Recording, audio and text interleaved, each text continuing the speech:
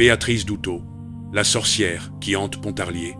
Depuis des siècles, je m'appelle Edo, et je vous raconte le troisième et dernier volet de l'histoire tragiquement vraie de Béatrice Doutot, brûlée vive en 1625, sur l'ancienne place Saint-Bénigne, à Pontarlier, dans le Haut-Doubs.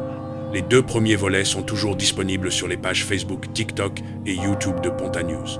En 2015, lors de fouilles archéologiques menées devant l'église Saint-Bénigne, les chercheurs ont mis au jour un corps masculin, encore vêtu de son habit de prêtre, remarquablement conservé, comme si cet homme était mort la veille. Il semblait s'être fait murer à la hâte dans une crypte oubliée. Dans ses bras, il tenait une boîte métallique rouillée. À l'intérieur, les archéologues ont découvert un carnet de cuir noirci par le temps. Ce carnet appartenait à Philippe Henriet, prêtre originaire du Jura et surtout inquisiteur.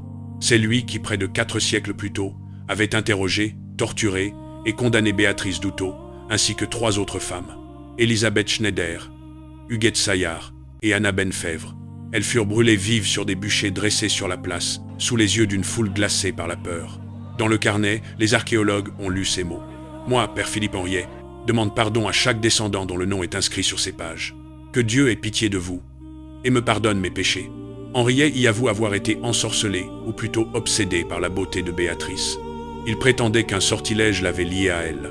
Sous couvert de foi, il exigea que les sœurs du couvent des Annonciades de Pontarlier administrent à Béatrice des lavements purificateurs, censés chasser le démon.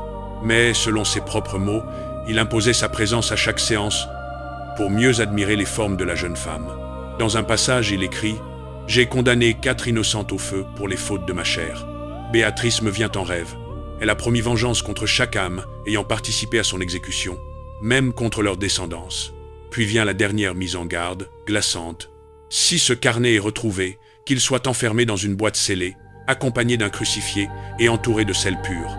Ne l'ouvrez jamais sans ces précautions, ou Béatrice reviendra pour prendre les âmes de ceux dont les noms y figurent, ainsi que celles de leur lignée. » La dernière page, Henriet raconte comme attiré s'être rendu sur le pont de Sainte-Anne à Crouzet-Migette, là où, dit-on, les âmes perdues du Haut-Doubs viennent s'y jeter dans le vide pour y rejoindre les ténèbres.